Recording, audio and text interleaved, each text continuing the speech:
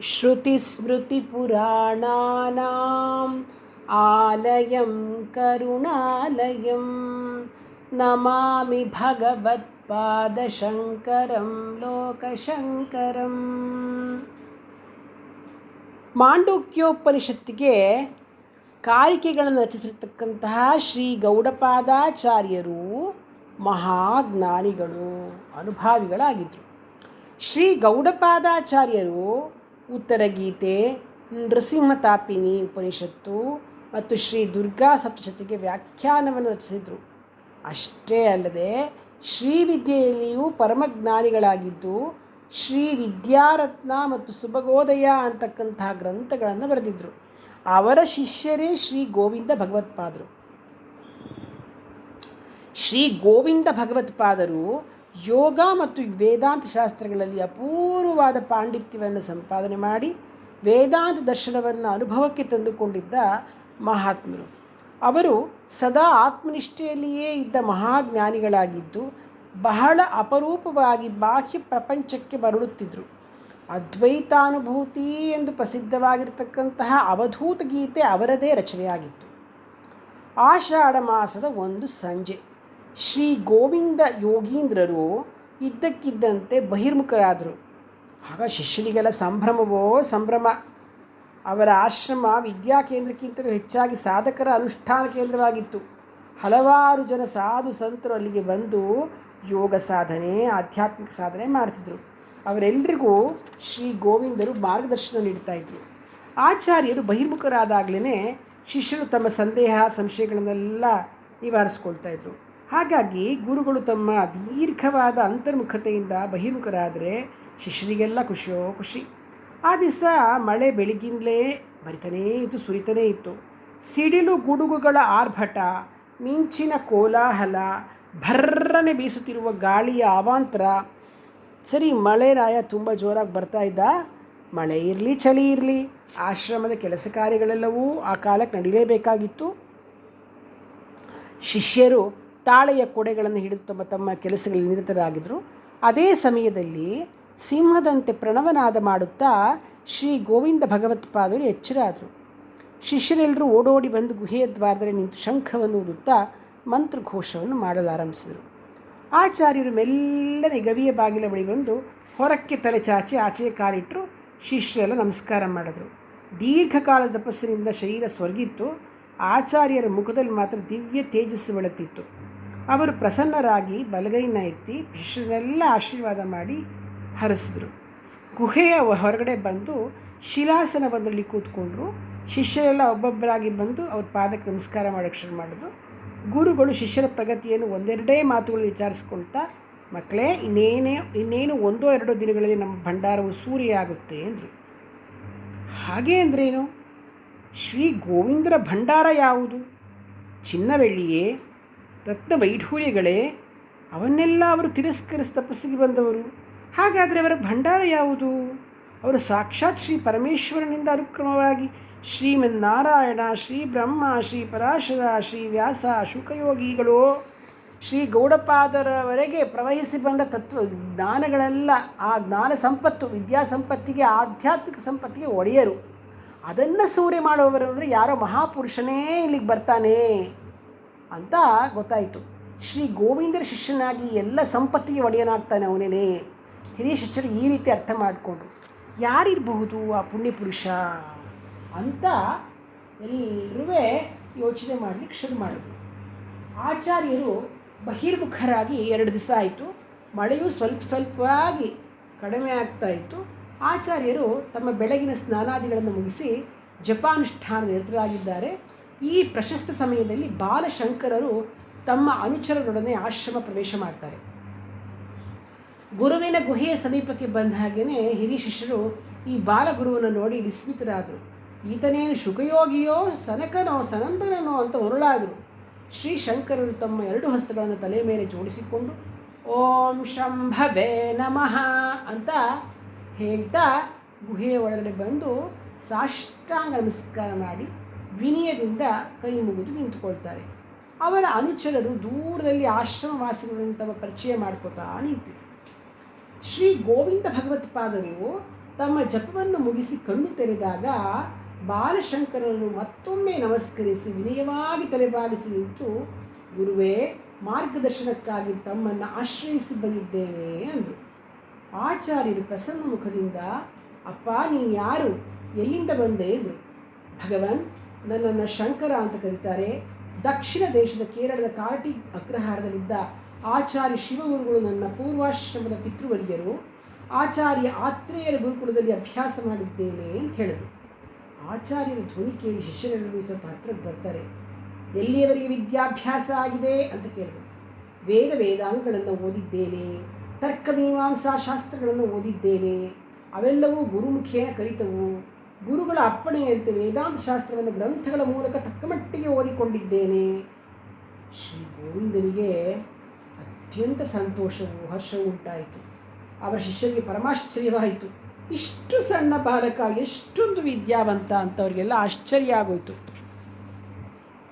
ಬ್ರಹ್ಮಚಾರಿ, ಮತ್ತೆ ನಿನ್ನ ಮೇಖಲೆ ಯಜ್ಞೋಪವೀತಗಳಲ್ಲಿ ಅಂತ. ಆಗ ಶಂಕರರು ತಮ್ಮ ಧ್ಯೇಯವಾಗಿದ್ದ ಸನ್ಯಾಸವನ್ನು, ತಾವು ಆಪತ್ ಸನ್ಯಾಸ ಸ್ವೀಕರಿಸಿದ ಸನ್ನಿವೇಶವನ್ನು ಶ್ರೀ ಗೋವಿಂದರಿಗೆ ಹೇಳ್ಕೊಳ್ತಾರೆ. ಆಚಾರ್ಯ ಗೋವಿಂದರು, ಬಾಲಶಂಕರ, ನಿನ್ನಂತಹ ಶಿಷ್ಯನಿಗಾಗಿಯೇ ನಾನು ಕಾಯ್ತಿದ್ದೆ. ನಿನಗೆ ನಾನೇ ಕ್ರಮ ಸನ್ಯಾಸವನ್ನು ಕೊಡ್ತೇನೆ.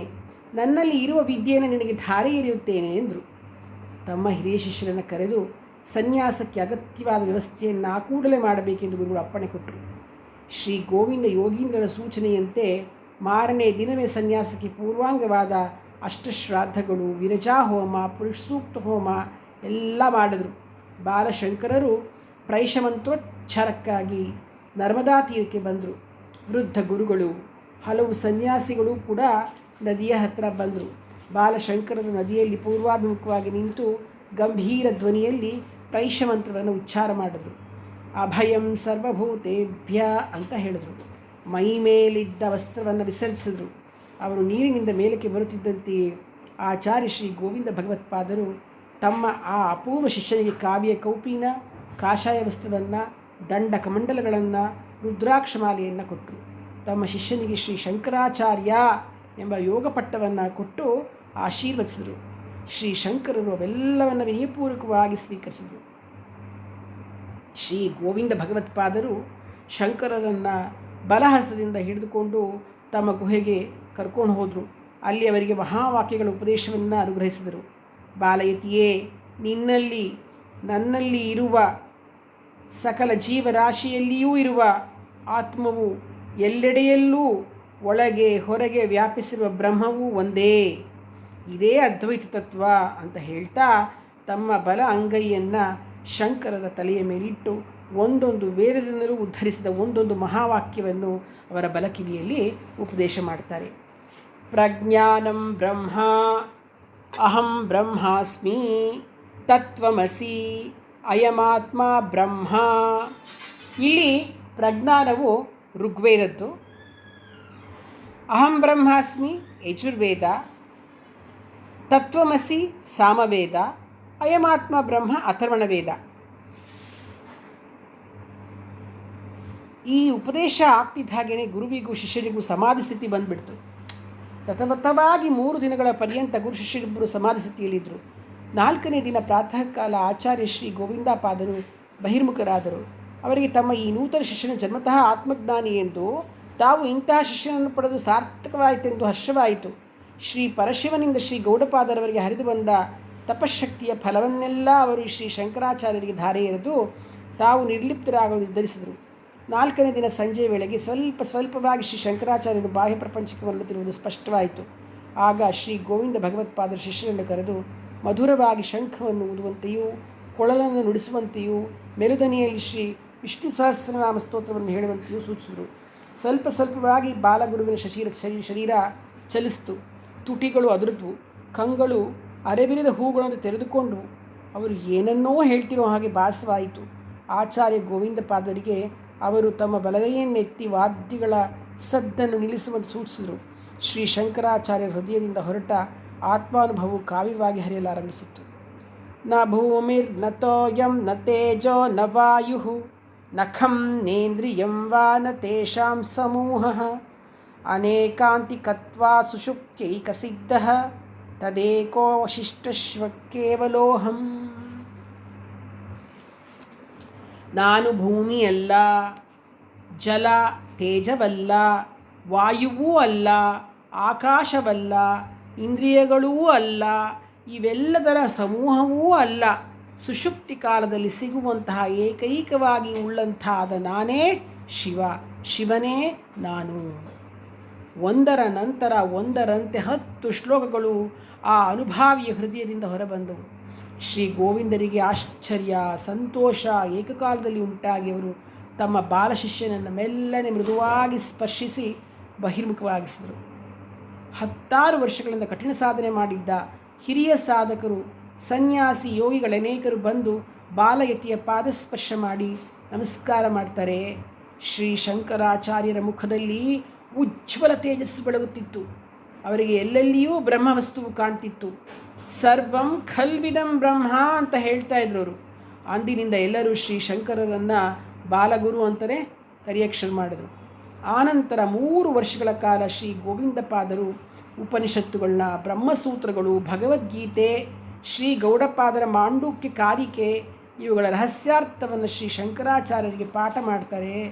ಏಕಸಂಧಿಗ್ರಾಹಿಯಾಗಿದ್ದ ಬಾಲಯತಿಗಳು ಪ್ರಶ್ನೆಗಳ ಮೇಲೆ ಪ್ರಶ್ನೆಗಳನ್ನು ಕೇಳ್ತಾ ಕಿರಿಯ ಸಹಪಾಠಿಗಳ ಸಂಶಯ ಸಂದೇಹಗಳನ್ನೆಲ್ಲ ಸಂಗ್ರಹಿಸಿ ಗುರುಗಳ ಮುಂದೆ ಭಿನ್ನವಿಸ್ತಾ ಇದ್ರು. ಆ ಗುರುವಾದರೂ ಈ ಶಿಷ್ಯನಿಗಾಗಿ ತಮ್ಮ ಜ್ಞಾನ ಭಂಡಾರವನ್ನೇ ಸೂರೆ ಮಾಡ್ತಿದ್ರು. ಶ್ರೀ ಗೋವಿಂದ ಯೋಗೀಂದ್ರರು ಯೋಗಶಾಸ್ತ್ರ ನಿಷ್ಣಾತರೂ ಆಗಿದ್ದು ಪಾತಂಜಲ ಯೋಗವನ್ನು ಸಹ ಶ್ರೀ ಶಂಕರಾಚಾರ್ಯರಿಗೆ ಪಾಠ ಮಾಡಿಸಿ ಪ್ರಯೋಗ ಕ್ರಮವನ್ನು ಬೋಧಿಸಿದರು.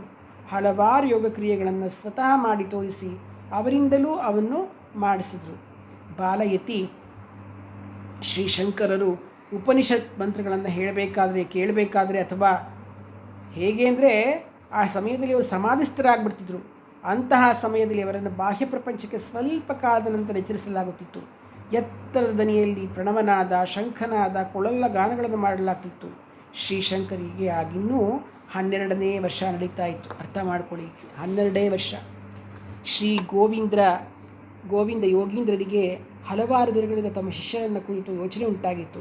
ಈತನು ತಮ್ಮಂತೆಯೇ ತಮ್ಮ ಗುರು ಶ್ರೀ ಗೌಡಪಾದರಂತೆಯೇ ಒಂದು ಕಡೆ ಇದ್ದು ತಪೋನುಷ್ಠಾನ ನಿರತನಾಗಿ ಒಬ್ಬರೋ ಇಬ್ಬರೋ ಶಿಷ್ಯರಿಗೆ ಮಾರ್ಗದರ್ಶನ ತೋರುವಂತಹವನೇ, ಅಥವಾ ಸತಿಧರ್ಮಗಳನ್ನು ಪುನರುತ್ಥಾನಗೊಳಿಸಲು ಅವತರಿಸತಕ್ಕಂಥ ಕಾರಣಪುರುಷನೇ? ಅವರಿಗೆ ಬಾಲಶಂಕರರು ಒಮ್ಮೆ ಶುಕನಂತೆ ತೋರಿದರೆ ಮತ್ತೊಮ್ಮೆ ಕೃಷ್ಣನಂತೆ ತೋರ್ತಾ ಇದ್ರು.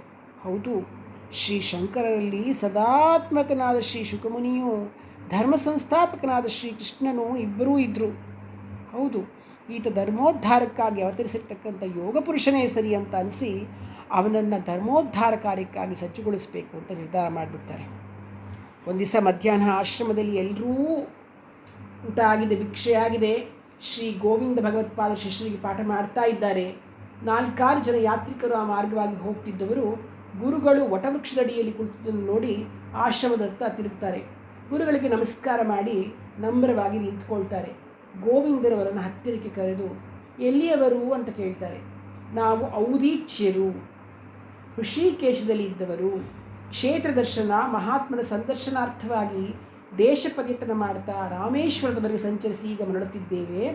ಓಂಕಾರೇಶ್ವರನ ದರ್ಶನ ಮಾಡುವ ಕಾಲದಲ್ಲಿ ಅಲ್ಲಿದ್ದವರಿಂದ ಬಹಿರ್ಮುಖವಾಗಿರ್ತಕ್ಕಂಥ ತಮ್ಮ ದರ್ಶನ ಮಾಡಬಹುದೆಂಬ ಸೂಚನೆ ಬಂತು. ನಾವು ಬಂದ್ವು, ತಮ್ಮ ಆಶೀರ್ವಾದವನ್ನು ಪಡೆದು ಹೊರಡ್ತೀವಿ ಅಂತ ಹೇಳ್ತಾರೆ. ನಿಮ್ಮ ಸಂಚಾರ ಕಾಲದಲ್ಲಿ ದೇಶದ ಜನಗಳ ಸ್ಥಿತಿಗತಿ ಹೇಗಿತ್ತು? ಜನ ಧರ್ಮಾವಲಂಬಿಗಳಾಗಿದ್ದಾರೆಯೇ? ದೇಶದ ರಾಜರು ಸತ್ಯವ್ರತರಾಗಿದ್ದಾರೆಯೇ? ಮಳೆ ಬೆಳೆ ಚೆನ್ನಾಗಿ ದೇಶ ಸುಭಿಕ್ಷವಾಗಿದೆಯೇ ಅಂತ ಕೇಳ್ತಾರೆ ಗುರುಗಳು ಈ ಥರ ಪ್ರಶ್ನೆ ಮಾಡಿದಾಗ ಯಾತ್ರಿಕರಿಗೆ ವಿಸ್ಮಿತರಾಗ್ತಾರೆ. ಅವರನ್ನು ಇಲ್ಲಿಯವರೆಗೂ ಯಾರೂ ಈ ಥರ ಪ್ರಶ್ನೆ ಮಾಡಿರಲಿಲ್ಲ.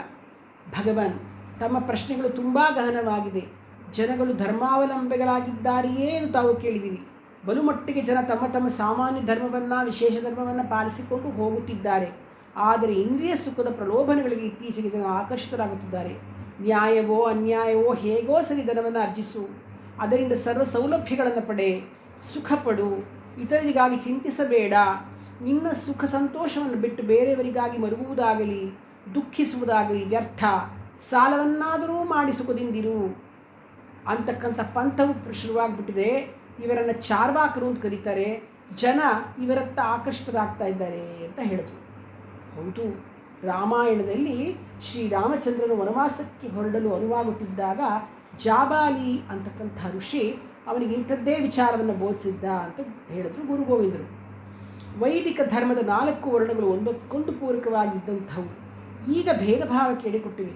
ತ್ಯಾಗ ವೈರಾಗ್ಯಗಳ ಸಂಕೇತಗಳಾಗಿರ್ತಕ್ಕಂಥ ಯಜ್ಞಯಾಗಾದಿಗಳು ಈಗ ಕಾಮ್ಯಕರ್ಮಗಳಾಗಿ ಪರಿಣಮಿಸಿಬಿಟ್ಟಿದೆ.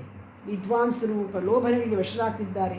ರಾಜರು ಸ್ವಾರ್ಥದಿಂದ, ಸಂಕುಚಿತಗಳಿಂದ, ದ್ವೇಷ ಅಸೂಯೆಗಳಿಂದ ಪರಸ್ಪರ ಕಾದಾಡ್ತಿದ್ದಾರೆ. ದಕ್ಷಿಣದಲ್ಲಿ ಇಮ್ಮಡಿ ಪುಲಿಕೇಶಿಯ ನಂತರ ದೇಶವನ್ನೆಲ್ಲ ಅಂಕೆಯಲ್ಲಿಟ್ಟು ಆಳುವಂತಹ ಧೀಮಂತ ಸಾಮ್ರಾಟ ಇನ್ನೂ ಬರಲಿಲ್ಲ.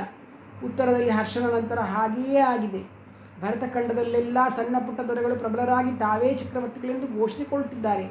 ವೈದಿಕ ಧರ್ಮದಿಂದ ಸಿಡಿದು ಹೋದ ಚೈನಾ ಬೌದ್ಧಗಳು ಆ ಜನಗಳನ್ನು ಆಕರ್ಷಿಸ್ತಾ ಇವೆ. ಆ ಮತಗಳ ಸ್ಥಾಪಕರು ಕ್ಷತ್ರಿಯರಾಗಿದ್ದರಿಂದ ಅವುಗಳಿಗೆ ರಾಜಾಶ್ರಯವೂ ಬಲವಾಗಿದೆ. ವೈದಿಕ ಧರ್ಮೀಯರಲ್ಲಿ ಸತ್ಯ, ತ್ಯಾಗ, ವೈರಾಗ್ಯಗಳ ಕೊರತೆ ಕಾಣ್ತಿದೆ. ನೈತಿಕ ತತ್ವಗಳಲ್ಲಿ ಅಸಡ್ಡೆ ಮೂಡ್ತಾ ಇದೆ ಅಂತ ಹೇಳ್ತಾರೆ. ವೇದಾಂತಗಳ ನೈಜ ತತ್ವದ ಬಗ್ಗೆ ಒಬ್ಬೊಬ್ಬರದು ಒಂದೊಂದು ಅಭಿಪ್ರಾಯ. ಷಡ್ದರ್ಶನಗಳು ಪರಸ್ಪರ ಪೂರಕವಾಗಿರುವುದನ್ನು ಬಿಟ್ಟು ಒಂದಕ್ಕೊಂದು ವಿರೋಧವೋ ಎಂಬಂತೆ ಪಂಡಿತರು ಅರ್ಥ ಮಾಡ್ತಾ ಇದ್ದಾರೆ. ಮತಗಳಲ್ಲಿ ಬಿಕ್ಕಟ್ಟು ತಲೆದೋರ್ತಾ ಇದೆ. ಶೈವ, ವೈಷ್ಣವ, ಶಾಕ್ತ, ಕಾಪಾಲಿಕರು ತಮ್ಮ ತಮ್ಮ ದೇವರೇ ಶ್ರೇಷ್ಠವೆಂದು, ಉಳಿದವು ಗೌಣವೆಂದು ಪ್ರಚಾರ ಮಾಡ್ತಿದ್ದಾರೆ.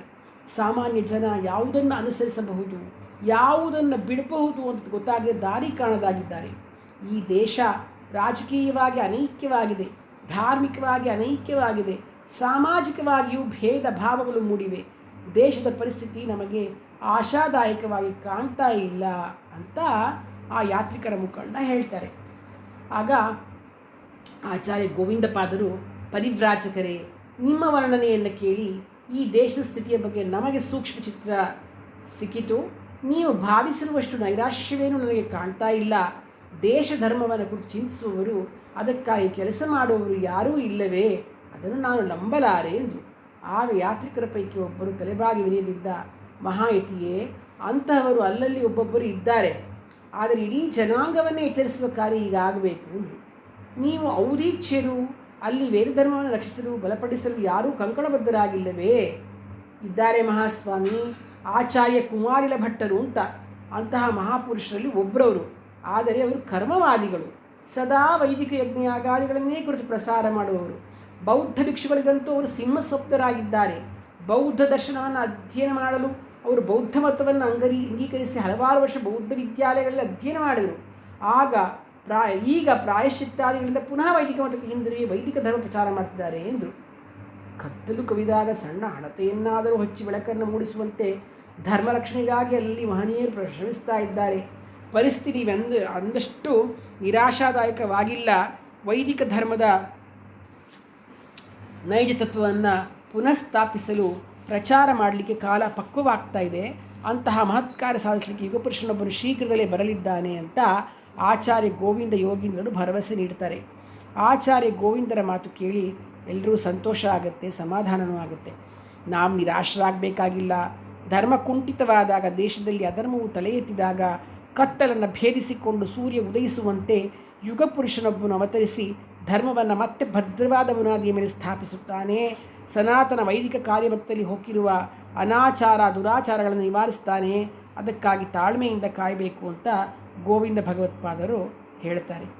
ಆಚಾರ್ಯರು ತಮ್ಮ ಶಿಷ್ಯರನ್ನು ಕುರಿತು, ಮಕ್ಕಳೇ, ಈ ನಮ್ಮ ಅತಿಥಿಗಳಿಗೆ ಸೂಕ್ತವಾದ ಆತಿಥ್ಯವನ್ನು ನೀಡಿರಿ ಅಂತ ತಿಳಿಸಿ ಯಾತ್ರಿಕರ್ತ ತಿರುಗಿ, ಪರಿವ್ರಾಜಕರೇ, ನೀವು 1-2 ದಿವಸ ಈ ಆಶ್ರಮದಲ್ಲಿ ವಿಶ್ರಮಿಸಿಕೊಂಡು ನಮ್ಮ ಆತಿಥ್ಯವನ್ನು ಸ್ವೀಕರಿಸಿ ಅನಂತರ ಮುಂದಕ್ಕೆ ಪ್ರಯಾಣ ಬೆಳೆಸಬಹುದು ಅಂತ ಅಪ್ಪಣೆ ಕೊಡ್ತಾರೆ.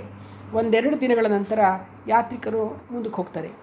ಭಾದ್ರಪದ ಮಾಸದ ಒಂದು ಸಂಜೆ ಚೌತಿ ಇರಬೇಕು. ಬೆಳಗಿನಿಂದ ಮಳೆಯನ್ನು ಸುರಿಸಲೋ ಬೇಡವೋ ಅಂತ ಆಕಾಶ ಯೋಚನೆ ಮಾಡ್ದಂಗೆ ಇತ್ತು. ಸಂಜೆಯಾಗುತ್ತಂತೆ ಮಳೆ ಸ್ವಲ್ಪವಾಗಿ ಹನಿಲಿಕ್ಕೆ ಶುರುವಾಯಿತು. ಆಶ್ರಮವಾಸಿಗಳು ಚಟ್ಪಟ ಅಂತ ಎದ್ರು. ದನ ಕರುಗಳನ್ನು ಕರುಹೊಟ್ಟೆಗಳಲ್ಲಿ ಊಟಕ್ಕೆ ಕಟ್ಟಿದ್ರು. ಅವಕ್ಕೆ ಹುಲ್ಲು ನೀರನ್ನು ಕೊಟ್ಟರು. ಆಶ್ರಮದ ಪರಿಸರದಲ್ಲೆಲ್ಲ ಓಡಾಡುತ್ತಿದ್ದ ಹುಲ್ಲೆ ಹರಣಿಗಳನ್ನು ಚೋಪಡಿಗಳಿಗೆ ಕಟ್ಟಾಕಿದ್ರು. ಅವಕ್ಕೂ ಎಳೆ ಹುಲ್ಲನ್ನು ನೀರನ್ನು ಕೊಟ್ಟರು. ಒಟ್ಟುಗಳು ಸಂಜೆಯ ಆಹ್ರೀಕಗಳನ್ನು ಅಗ್ನಿ ಕಾರ್ಯಗಳನ್ನು ಬೇಗ ಮುಗಿಸಿ ರಾತ್ರಿ ಊಟವನ್ನು ಸಿದ್ಧಪಡಿಸಲು ಪಾಕಶಾಲೆಯಲ್ಲಿ ಕೂತ್ಕೊಂಡ್ರು. ಆಶ್ರಮದಲ್ಲಿರ್ತಕ್ಕಂತಹ ಯತಿಗಳು ಬ್ರಹ್ಮಚಾರಿಗಳು ಹಗಲು ರಾತ್ರಿಯಲ್ಲಿ ಆಹಾರವನ್ನು ಸಿದ್ಧಪಡಿಸುವುದು ಸರದಿಯಂತೆ ನಡೀತಿತ್ತು.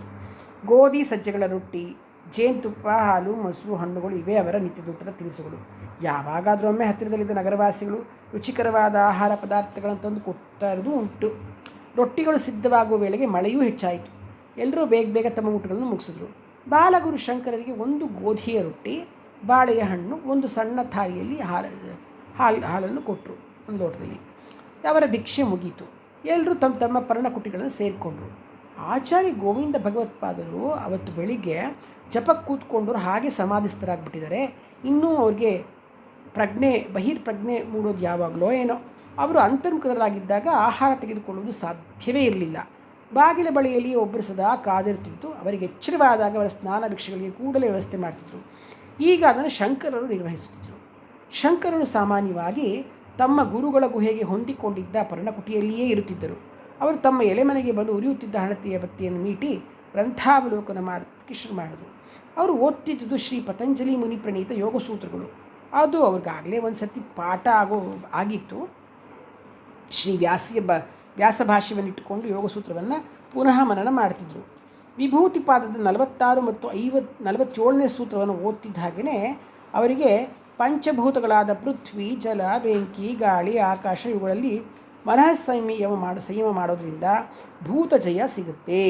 ಮತ್ತು ಪಂಚಭೂತ ಜಯದಿಂದ ಅಣಿಮಾದಿ ಅಷ್ಟಸಿದ್ಧಿಗಳು, ಕಾಯ ಸಂಪತ್ಸಿದ್ಧಿಗಳು ಲಭಿಸುತ್ತೆ ಅನ್ನೋದು ಗೊತ್ತಾಯಿತು. ಸ್ಥೂಲ ಸ್ವರೂಪ ಸೂಕ್ಷ್ಮಾನ್ಮಯಾರ್ಥವತ್ವ ಸಂಯಮಾದ್ಭೂತ ಜಯ ತಥೋಣಿಮಾದಿ ಪ್ರಾದುರ್ಭಾವ ಕಾಯ ಸಂಪದ್ಧರ್ಮಾನಭಿಘಾತಶ್ಚ. ಅದರಲ್ಲಿ ಮನಸ್ಸು ಗಾಢವಾಗಿ ಪ್ರವೇಶಿಸಿತು. ಪೃಥ್ವಿ, ಜಲ, ತೇಜಸ್ಸು, ವಾಯು ಮತ್ತು ಆಕಾಶ ಇವುಗಳಿಗೆ ಸ್ಥೂಲ ಸ್ವರೂಪ, ಸೂಕ್ಷ್ಮ, ಅನ್ವಯ, ಅರ್ಥವತ್ವ ಅಂತ 5 ವಿಧವಾದ ಗುಣಗಳಿವೆ. ಆಕಾಶದಲ್ಲಿ ಶಬ್ದಗುಣವಿದೆ, ವಾಯುವಿನಲ್ಲಿ ಸ್ಪರ್ಶಗುಣ, ತೇಜಸ್ಸಿನಲ್ಲಿ ರೂಪಗುಣ, ಜಲದಲ್ಲಿ ರಸ, ಪೃಥ್ವಿಯಲ್ಲಿ ಗಂಧ ಇವು ಪ್ರಧಾನ ಗುಣಗಳು. ಆಕಾಶವನ್ನು ಬಿಟ್ಟು ಉಳಿದ ಭೂತವಸ್ತುಗಳು ತಮ್ಮ ತಮ್ಮ ಹಿಂದಿನ ಭೂತವಸ್ತುವಿನ ಗುಣವನ್ನು ಸ್ವಲ್ಪ ಅದು ಹೊಂದಿರುತ್ತೆ. ಹೀಗೆ ವಾಯುವಿನಲ್ಲಿ ಸ್ಪರ್ಶ ಮತ್ತು ಶಬ್ದಗುಣವೂ ಇರುತ್ತೆ. ತೇಜಸ್ಸಿನ ರೂಪ, ಸ್ಪರ್ಶ ಮತ್ತು ಶಬ್ದ ಇರುತ್ತೆ. ಜಲದಲ್ಲಿ ರಸ, ರೂಪ, ಸ್ಪರ್ಶ, ಶಬ್ದಗಳೂ ಇರುತ್ತೆ. ಇವೆಲ್ಲವನ್ನು ಸ್ಥೂಲ ಲಕ್ಷಣಗಳು. ಪೃಥ್ವಿಯಲ್ಲಿ ಕಠಿಣತೆ, ಜಲದಲ್ಲಿ ಸ್ನೇಹ, ತೇಜಸ್ಸಿನಲ್ಲಿ ಸುಡೋದು, ವಾಯುವಿನಲ್ಲಿ ಚಲನೆ, ಆಕಾಶದಲ್ಲಿ ವ್ಯಾಪಕತ್ವ ಇವು ಸ್ವರೂಪ ಲಕ್ಷಣಗಳು. ಪಂಚಭೂತಗಳಿಗೆ ಕಾರಣವಾಗಿರ್ತಕ್ಕಂತಹ ಅತ್ಯಂತ ಸೂಕ್ಷ್ಮ ವಸ್ತುಗಳು ಸತ್ವ, ರಜಸ್, ತಮೋ ಗುಣಗಳು ಎಲ್ಲ ಕಾರ್ಯಗಳಲ್ಲಿಯೂ ಅನ್ವಯವಾಗಿ ಬರುತ್ತೆ. ಪಂಚಭೂತಗಳಲ್ಲಿ ಅಡಗಿರ್ತಕ್ಕಂಥ ಸುಖ, ದುಃಖ ರೂಪವಾಗಿರ್ತಕ್ಕಂಥ ಪುರುಷಾರ್ಥವೇ ಅರ್ಥತತ್ವ. ಹೀಗೆ ಪಂಚಭೂತಗಳಲ್ಲಿರ್ತಕ್ಕಂಥ 5 ರೂಪಗಳನ್ನು ಮನಸ್ಸಲ್ಲಿ ಸಂಯಮ ಮಾಡಿಕೊಂಡ್ರೆ ಪಂಚಭೂತಗಳು ವಶವರ್ತಿಯಾಗಿ ಭೂತಜಯವೆಂಬ ಸಿದ್ಧಿ ಉಂಟಾಗುತ್ತೆ. ಅಂದರೆ ಯೋಗಿಯ ಇಚ್ಛಾನುಸಾರವು ವರ್ತಿಸತ್ವೆ. ಈ ಭೂತಜಯದಿಂದ ಅಣಿಮ, ಲಘಿಮ, ಮಹಿಮ, ಗರಿಮ, ಪ್ರಾಪ್ತಿ, ಪ್ರಾಕಾಮ್ಯ, ಈಶಿತ್ವ, ವಶಿತ್ವ ಅಂತ ಅಷ್ಟಸಿದ್ಧಿಗಳು ದೊರೆಯುತ್ತೆ. ಬಾಲಶಂಕರರು ಈ ವಿಷಯವನ್ನು ಮನಸ್ಸಿನಲ್ಲಿಯೇ ಮೆಲುಕು ಹಾಕ್ತಾ ಕುಟೀರದಲ್ಲಿ ಓಡಾಡ್ತಾ ಇದ್ದರು. ಎಷ್ಟೋ ಹೊತ್ತುವರೆಗೆ ಹೊರಗಿನ ಮಳೆಗಾಳಿ, ಮಿಂಚು, ಗುಡುಗು, ಸಿಡ್ಲು ಗೊತ್ತಾಗಲೇ ಇಲ್ಲ. ಸಂಜೆಯ ಮಳೆ ಗಾಯಕನ ಗಾಯನದಂತೆ ಮೆಲ್ಲನೆ ಮಂದಿರದಲ್ಲಿ ಪ್ರಾರಂಭವಾಯಿತು. ರಾತ್ರಿಯ ವೇಳೆಗೆ ತಾರಕಕ್ಕೆ ಮುಟ್ತಿತ್ತು. ಮಳೆಯ ಇರುಚಿಲು, ವಿಪರೀತ ಗಾಳಿಯ ದಿಸೆಯಿಂದ ಪರ್ಣಕುಟಿಗಳೊಳಕ್ಕೂ ಬಡಿ ಶುರುವಾಯಿತು. ರೊಯ್ ಅಂತ ಗಾಳಿ ಬೀಸ್ತಾ ಇದೆ. ಬೇರೆ ಹಣತೆಗಳೆಲ್ಲ ಆರೋದ್ವು. ಅವ್ರ ಮನೆ, ಎಲೆಯ ಮನೆ ದೀಪ ಇತ್ತಲ್ಲ, ಅದು ಶಾಂತವಾದಾಗಲೇ ಗೊತ್ತಾಗಿದ್ದು ಬಾಲಶಂಕರರಿಗೆ. ಎಚ್ಚರ ಆಯಿತು. ಜೋರಾಗಿ ಮಳೆ ಬರ್ತಾ ಇದೆ. ಬಾಗಿಲ ಬಳಿ ಬಂದು ನಿಂತ್ಕೊಂಡು ನೋಡ್ತಾರೆ. ಹೊರಗೆ ಕತ್ಲು. ಎಲೆ ಮನೆಗಳಲ್ಲಿ ಬ್ರಹ್ಮಚಾರಿಗಳ ಕೂಗು, ಗದ್ದಲ, ಅಸ್ಪಷ್ಟ ಮಾತುಗಳು. ಬ್ರಹ್ಮಚಾರಿಗಳೆಲ್ಲ ಗಡಬಡನೆ ಎದ್ದು ದನಕರುಗಳ ಕೊಟ್ಟಿಗೆಯನ್ನು, ಹುಲ್ಲೆ ಹರಣಿಗಳ ಕೊಟ್ಟಿಗೆಯನ್ನು ನೋಡ್ತಾರೆ. ಎಲ್ಲೆಲ್ಲೂ ನೀರೇ ನೀರು. ಕೆಳಗೆ ನರ್ಮದೆಯು ಭೋರ್ಗರೆದು ಹರಿಯುತ್ತಾ ಇದೆ. ಮಳೆ ಹೀಗೆಯೇ ಸುರಿದರೆ ಬೆಳಗಿನ ವೇಳೆಗೆ ನದಿಯ ನೀರು ಆಶ್ರಮದ ಬಾಗಿಲಿಗೂ ಬಂದೀತು. ಇನ್ನೂ ಮಳೆ ಮುಂದುವರಿದರೆ ದನಕರುಗಳ ಕೊಟ್ಟಿಗೆಗಳೆಲ್ಲ ಮಳೆಯಲ್ಲಿ ಕೊಚ್ಚೋಗ್ಬೋದು. ಗುರುಗಳು ಅಂತರ್ಮುಖರಾಗಿದ್ದಾರೆ. ಅವರ ಗುಹೆಯ ಬಾಗಿಲಿಗೂ ನೀರು ನುಗ್ಗಬಹುದು. ಏನು ಮಾಡೋದು ಅಂತ ಎಲ್ಲ ಒಟ್ಟುಗಳು ಚರ್ಚೆ ಮಾಡ್ತಾ ಪರಿಹಾರಕ್ಕಾಗಿ ಚಿಂತಿಸ್ತಾ ಇದ್ದರು. ಮಳೆ, ಮಿಂಚು, ಗುಡುಗುಗಳ ಆರ್ಭಟ ಸಾಗಿಯೇ ಇತ್ತು. ಅರುಣೋದಯವೂ ಆಯಿತು. ಮಳೆ ನಿಲ್ಲುವ ಸೂಚನೆಯೇ ಕಾಣಲಿಲ್ಲ. ನರ್ಮದೆಯ ಪ್ರವಾಹ ಉಕ್ಕುತ್ತಲೇ ಇತ್ತು. ಬಾಲಗುರು ಶಂಕರರು ತಮ್ಮ ಪರ್ಣಕುಟಿಯ ದ್ವಾರದಲ್ಲಿ ನಿಂತೇ ಇದ್ದರು. ಸ್ವಲ್ಪ ಬೆಳಕು ಮೂಡಿದಾಗ ನಾರಾಯಣ, ಪರಮೇಶ್ವರನು ಓಡಿ ಬಂದರು. ಬಾಲಗುರು, ಮಳೆ ವಿಪರೀತವಾಗಿದೆ, ಇರಿಸಲು ಬಡಿತಿದೆ, ಬಾಗಿಲಲ್ಲೇ ನಿಂತಿದ್ದೀಯಲ್ಲ, ಒಳಗೆ ಹೋಗಬಾರ್ದಾ ಅಂದ ನಾರಾಯಣ. ನೀವೆಲ್ಲ ಎದ್ದು ಆಶ್ರಮದ ಪಶುಪ್ರಾಣಿಗಳ ರಕ್ಷಣೆಗಾಗಿ ಧಾವಂತ ಪಡುತ್ತಿರುವಾಗ ನಾನು ಒಳಗೆ ಕೂತ್ಕೊಂಡಿರ್ಲಿಕ್ಕೆ ಸಾಧ್ಯವೇ ಅಂದರು ಶಂಕರರು. ಮಳೆ ಹೀಗೆ ಮುಂದುವರೆದರೆ ದನಕರುಗಳ ಕೊಟ್ಟಿಗೆಯೆಲ್ಲ ಕೊಚ್ಚೋಗುತ್ತೆ ಎಂದ ಪರಮೇಶ್ವರ. ನದಿಯ ಅಕ್ಕಪಕ್ಕದಲ್ಲಿರುವ ಗ್ರಾಮಸ್ಥರಿಗೂ ಕಷ್ಟವಾಗುತ್ತೆ ಎಂದ ನಾರಾಯಣ. ಶಂಕರರು ಕ್ಷಣಕಾಲ ಸುಮ್ಮನಿದ್ದು ಅನಂತರ ಹೇಳ್ತಾರೆ, ನೀವು ನಿಮ್ಮ ಎಲೆಮನೆಗಳಿಗೆ ಹಿಂದಿರುಗಿರಿ, ನಿಮ್ಮ ಸ್ನಾನಾನುಷ್ಠಾನಗಳನ್ನು ನಡೆಸಿರಿ, ನಾನು ಸ್ನಾನ ಮಾಡಿ ಆಹ್ನಿಕವನ್ನು ಮಾಡ್ತೇನೆ ಅಂತ ಹೇಳ್ತಾ ಒಳಗೆ ಹೋದರು.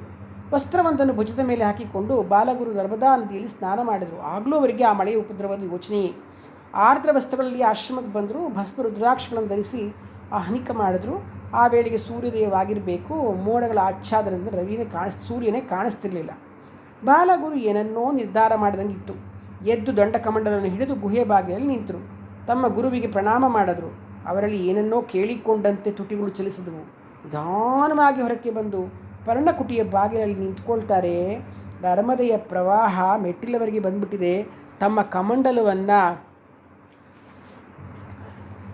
ಏನು ಮಾಡ್ತಾರೆ, ಕಮಂಡಲನ್ನು ಅವ್ರು ಏನು ಮಾಡ್ತಾರೆ, ಪಾವಟಿಗೆ ಮೇಲೆ ಇಡ್ತಾರೆ. ಇಟ್ಬಿಟ್ಟು ಪೂರ್ವಾಭಿಮುಖವಾಗಿ ಕುಳಿತುಕೊಂಡು ಪ್ರಾಣಾಯಾಮ ಮಾಡಿಬಿಟ್ಟು ನೀರು ಮತ್ತು ಅಂದರೆ ಜಲ ಮತ್ತು ವಾಯುತತ್ವಗಳನ್ನು ಕುರಿತು ಸಂಯಮ ಮಾಡಲಿಕ್ಕೆ ಶುರು ಮಾಡ್ತಾರೆ. ಎಷ್ಟು ಹೊತ್ತು ಕುಳಿತಿದ್ದರೂ ಅವರಿಗೆ ಗೊತ್ತಿಲ್ಲ. ಆಶ್ರಮದ ಭಟುಗಳೆಲ್ಲರೂ ಬಂದು ವಿಷ್ಣು ಸಹಸ್ರನಾಮ ಪಠಿಸುತ್ತಿದ್ದು ದೂರದಲ್ಲೇ ಅಸ್ಪಷ್ಟ ಧ್ವನಿ ಅಂತ ಕೇಳಿತು. ನಿಧಾನವಾಗಿ ಬಾಹ್ಯ ಪ್ರಪಂಚಕ್ಕೆ ಬರ್ತಾರೆ. ಸೂರ್ಯ ಅಸ್ತ ಆಗ್ತಾ ಇದ್ದಾನೆ. ಬಾಲಗುರುವು ಹಿಂದಿನ ದಿನ ಮನನ ಮಾಡಿದ ಸೂತ್ರವನ್ನು ಮನಸ್ಸಿನಲ್ಲಿ ತಂದುಕೊಂಡು ತಾವು ಜಲ ವಾಯು ತತ್ವದ ವಿಚಾರಗಳನ್ನು ಕುರಿತು ಸಂಯಮ ಮಾಡಿದ್ದಷ್ಟೇ ಅವರಿಗೆ ನೆನಪಾಗಿದ್ದಷ್ಟೇ. ಉಳಿದುದೆಲ್ಲವೂ ಪವಾಡದಂತೆ ಆಗಿ ಹೋಗಿದೆ. ಮಳೆ ಗಾಳಿಗಳು ಕ್ರಮವಾಗಿ ಕಡಿಮೆಯಾಗಿ ಮಧ್ಯಾಹ್ನದ ಹೊತ್ತಿಗೆ ಮಳೆ ಪೂರಾ ನಿಂತಿತ್ತು. ನರ್ಮದೆಯ ಪ್ರವಾಹವು ಕಮಂಡಲದ ಇದ್ದ ಪಾವಟಿಗೆಯಿಂದ ಕೆಳಕ್ಕೆ ಇಳಿದಿತ್ತು. ಮಳೆ ನಿಲ್ತಿದ್ದಂಗೆ ಎಲ್ಲ ಬ್ರಹ್ಮಚಾರಿಗಳು ಶಂಕರರ ಎಲೆಮನೆಯತ್ತ ಓಡಿ ಬಂದರು. ಅವರು ಸಮಾಧಿ ಮಗ್ನನಾಗಿದ್ದಾಗ ವಿಷ್ಣು ಸಹಸ್ರನಾಮ ಪಾರಾಯಣವನ್ನು ಮಾಡಿದರು. ಬಾಲಗುರು ಶಂಕರರಿಗೆ ಬಾಹ್ಯದ ಅರಿವು ಬಂದಾಗ ಅವರ ಕಾವ್ಯಧಾರೆ ಹರಿತಿತ್ತು. ನರ್ಮದಾಷ್ಟಕ ಸ್ತೋತ್ರ ಧಾರಾವಾಹಿಯಾಗಿ ಪ್ರವಹಿಸುತ್ತಿತ್ತು. ಸಬಿಂದು ಸಿಂಧು ಸುಸ್ಖಲತರಂಗಭಂಗ ರಂಜಿತಂ ವಿಶತ್ಸು ಪಾಪಜಾತ ಜಾತಕಾದಿವಾರಿ ಸಂಯುತಂ ಹುತಾಂತ ಧೂತ ಕಾಲಭೂತ ಭೀತಿಹಾರಿ ವರ್ಮದೆ ತ್ವದೀಯ ಪಾದ ಪಂಕಜಂ ನಮಾಮಿ ದೇವಿ ನರ್ಮದೆ. ತತ್ಕ್ಷಣವೇ ಪರಮೇಶ್ವರ ಓಡಿ ಹೋಗಿ ಭೂರ್ಜ ಪತ್ರವನ್ನು ಕಂಠವನ್ನು ತಂದು ಸ್ತೋತ್ರವನ್ನು ಬರೆದುಕೊಳ್ಳಲಿಕ್ಕೆ ಶುರು ಮಾಡ್ತಾನೆ. ಆ ದಿನ ಆಶ್ರಮದಲ್ಲೆಲ್ಲ ಅದೇ ಮಾತು. ಶಂಕರರು ಮಳೆಯನ್ನು ನಿಲ್ಲಿಸಿದ್ದು, ನರ್ಮದಾ ಪ್ರವಾಹವನ್ನು ಪಳಗಿಸಿದ್ದು, ಎಲ್ಲರ ಬಾಯಲ್ಲೂ ನರ್ಮದಾ ಸ್ತೋತ್ರವೇ ನೃತ್ಯ ಮಾಡ್ತಾ ಇತ್ತು. ಹೀಗೆ ಭಗವತ್ಪಾದರು ನರ್ಮದಾ ಪ್ರವಾಹವನ್ನೇ ತಡೆದುಬಿಟ್ರು ತಮ್ಮ ಬಲದಿಂದ, ಯೋಗ ಬಲದಿಂದ. ಧನ್ಯವಾದಗಳು.